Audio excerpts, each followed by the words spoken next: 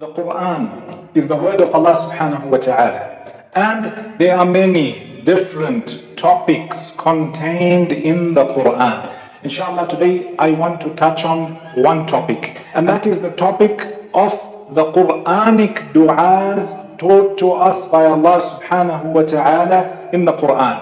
What's important to mention is when you look at the du'as, either in the Quran or in the Hadith, the Sunnah of Rasulullah sallallahu alayhi wasallam, you find that there are those which are specific, and then there are those which are encompassing. Encompassing meaning few words. However, the meaning encompasses a lot of things, or many things, or all the things.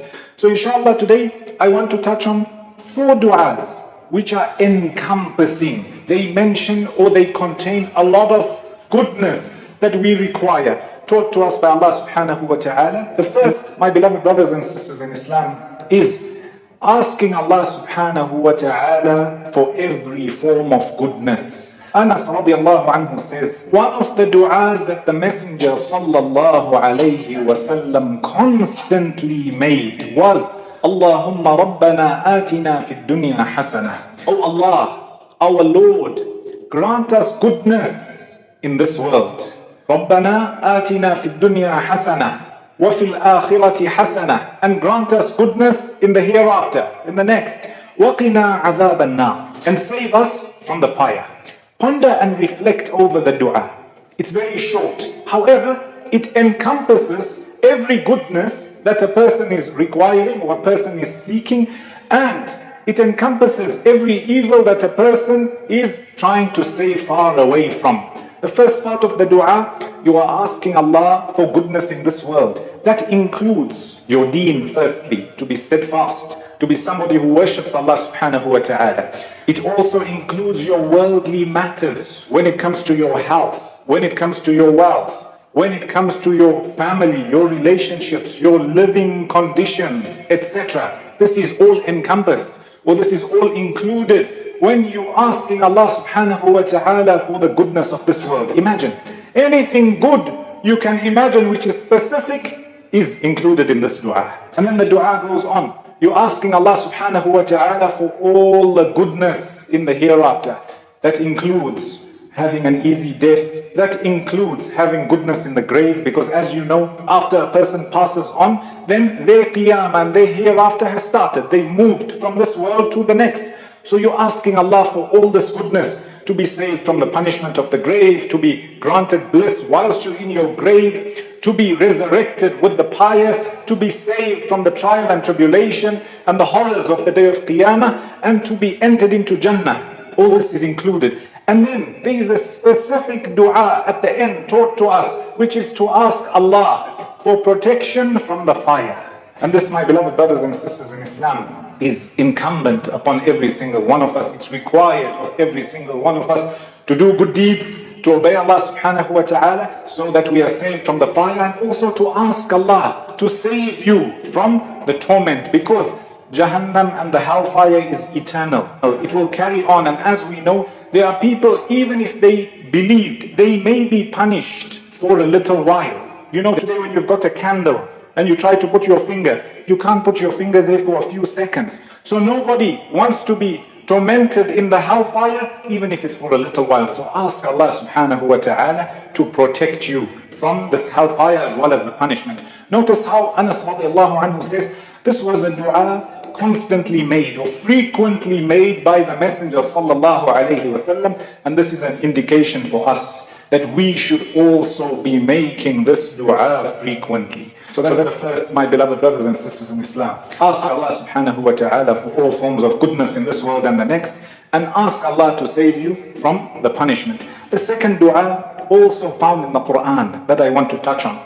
Our father Adam alayhi salam, when he was in Jannah and he was with his wife, or our mother Hawa alayhi salam, we find Allah subhanahu wa ta'ala honored Adam alayhi salam. He was the first of our species. Allah subhanahu wa ta'ala taught him all the names, and he honored him by asking the angels to name the names, and they couldn't. Then he says, oh Adam, inform them. Imagine, you're in a large gathering and you're the only one who knows the answer. That's a great honor. that shows your virtue above the others. So Allah subhanahu wa ta'ala wanted to show the angels the virtue of this human being. So He tells Adam alayhi salam to name these names, whilst the angels didn't know, a form of honor. Allah subhanahu wa ta'ala granted him or allowed him to do whatever he wanted in Jannah. Allah subhanahu wa ta'ala even warned him from that which would cause his downfall. He said, don't come close to the tree. Everything else was permissible. Yet our father Adam alayhi salam, he makes a mistake and he still eats from the tree. From the kindness of Allah subhanahu wa ta'ala is He taught him how to make tawbah. The dua is mentioned in the Quran. Adam alayhi salam and his wife, they say, رَبَّنَا ظَلَمْنَا أَنفُسَنَا. Our Lord, we have wronged ourselves. We have oppressed ourselves. وَإِن لَمْ تَغْفِرْ لَنَا وَتَرْحَمْنَا لَنَكُونَنَّ مِنَ الْخَاسِرِينَ. If you don't forgive us and you don't have mercy on us, we will be from the losers. This was a dua taught to Adam alayhi salam by Allah subhanahu wa ta'ala. Allah tells us in another verse that He taught him this tawbah, and after he makes this dua, Allah says, we accepted this repentance and this tawbah from him. My beloved brothers and sisters in Islam, notice how Adam alayhi salam was warned when it came to coming close to the tree. He still made mistake. He still wronged himself as mentioned in the dua. Yet he turns to Allah subhanahu wa ta'ala and Allah forgives him. And this teaches us that whatever sin you may have fallen into, ask Allah to forgive your sin. And what better dua to make than the dua of our father Adam alayhi salam. This dua was taught to him by Allah, and Allah says He accepted this dua. رَبَّنَا ظَلَمْنَا أَنفُسَنَا وَإِن لَمْ تَغْفِرْ لَنَا وَتَرْحَمْنَا لَنَكُونَنَّ مِنَ الْخَاسِرِينَ. The third dua I want to touch on, my beloved brothers and sisters in Islam, made by a Nabi of Allah subhanahu wa ta'ala, who was also a king. This was Sulaiman alayhi salam. Sulaiman alayhi salam, Allah Jalla wa Ala says in Surah An-Naml that he was blessed with knowledge and kingdom and a great army. And one day he was marching with this great army, and there was a colony of ants. And the leader of these ants calls out to the others to say, go back into your dwelling so Sulaiman and his army do not crush you. They do not crush you. And Sulaiman alayhi salam hears this. What does he do? He ponders, he reflects, he thinks. Imagine a king in a state of power and authority marching with his army. He stops and he makes a dua. What does he say? He says, رَبِّ أَوْزِعْنِي أَنْ أَشْكُرَ نِعْمَتَكَ الَّتِي أَنْعَمْتَ عَلَيْهِ. This is a dua of gratitude firstly. Oh my Lord, oh Allah, grant me the ability to be grateful to you for all the bounties you have given me. This, my beloved brothers and sisters in Islam, is part of gratitude. To thank Allah for what you have and to ask Allah to grant you the tawfiq to be grateful for what you have. A Nabi of Allah subhanahu wa ta'ala, the first part of his dua, he's saying, oh Allah, grant me the ability to be grateful to you because you've given me so much. Imagine I'm marching with my army and there's small ants here. I could have been an ant and they could have been in charge, for example. But he's grateful to Allah subhanahu wa ta'ala. His dua carries on. نِعْمَتَكَ الَّتِي أَنْعَمْتَ عَلَيَّ وَعَلَى وَالِدَيَّ. And help me, O Allah, to be grateful for the bounties that you bestowed upon my parents. Upon my parents. His father was who? A Nabi of Allah subhanahu wa ta'ala. Dawood alayhi salam. No doubt he was given, as Allah says, he was given kingdom. He was given prophethood and he was given so much. And his son is making dua saying, oh Allah, grant me the ability to be grateful for the gifts you gave me and the gifts you gave my parents. Whatever gifts your parents have been given by Allah, and this trickles down to you, you also have to be grateful for it. They have a house, they look after you, they've been given good health, they've been given goodness, they've been saved from difficulty and affliction and harm. You are grateful and for the fact that Allah granted them نِعْمَتِكَ الَّتِي أَنْعَمْتَ عَلَيَّ وَعَلَى وَالِدَيَّ. And his dua carries on, وَأَنْ أَعْمَلَ صَالِحًا تَرْضَاهُ. Oh Allah, grant me the ability to do good deeds which you are happy with. A Nabi of Allah subhanahu wa ta'ala. What about us? Everybody, when you wake up in the morning, whatever you're doing, you're carrying out some sort of action. It could be an act of worship, it could be something permissible, it could be a sin. this Nabi of Allah subhanahu wa ta'ala is saying, oh Allah, grant me that ability to do good deeds which you are happy with. وَأَنْ أَعْمَلَ صَالِحًا تَرْضَاهُ وَأَدْخِلْنِي بِرَحْمَتِكَ فِي عِبَادِكَ الصَّالِحِينَ. And oh Allah, by your mercy, enter me, unite me with those who are pious. And this can include being united with those who are pious in this world as well as in Jannah, in the next. What a beautiful dua. Again, as we mentioned, an encompassing dua. Is asking Allah to make him grateful for what he has, what his parents have given. Grant me the ability to do good deeds and unite me with the pious people. What more does a person need? These are Quranic du'as. Du'as made by Anbiya alayhim salatu wasalam. Du'as repeated to us by Allah subhanahu wa ta'ala. One of the reasons is so we learn from these du'as. And this is the third du'a I want to touch on.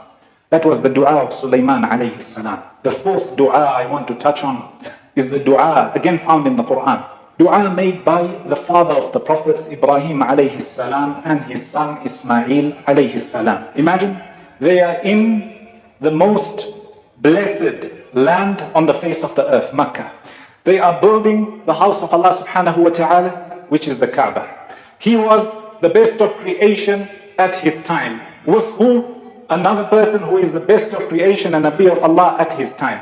They building the Kaaba. What do they say? One of their du'as is رَبَّنَا تَقَبَّلْ مِنَّا إِنَّكَ أَنْتَ السَّمِيعُ الْعَلِيمُ. Our Lord, accept our good deeds from us. You are the one who is all hearing, all knowledgeable. Imagine the father of the prophets building the house of Allah subhanahu wa ta'ala in the most blessed land is worried about acceptance of his good deed. And similarly, my beloved brothers and sisters in Islam, any good deed you carry out, ask Allah for acceptance and remember that it's good to do that which is in abundance, good deeds which are major, etc. But at the end of the day, all that matters is, was it accepted by Allah or not? And one of the ways a person strives for acceptance is to ask Allah subhanahu wa ta'ala for this acceptance. We spoke on 4 encompassing du'as found in the Quran, taught to us by Allah subhanahu wa ta'ala. The Quran as well as the Sunnah contain many different du'as which are encompassing. What's important to mention is it's recommended to make these du'as. However, it's not compulsory for a person to make these specific du'as or specific number of times or in the Arabic language. Whatever is easy for you, you ask Allah subhanahu wa ta'ala, and bi'idhnillah, with your sincerity as well as the mercy of Allah subhanahu wa ta'ala, He will accept your dua. I ask Allah subhanahu wa ta'ala to grant us goodness, to grant us beneficial knowledge, and to grant us the ability to make the most of the best 10 days of the year which are coming, and those are the first 10 days of Dhul Hijjah. May Allah gather us in the highest part of Jannah. Ameen.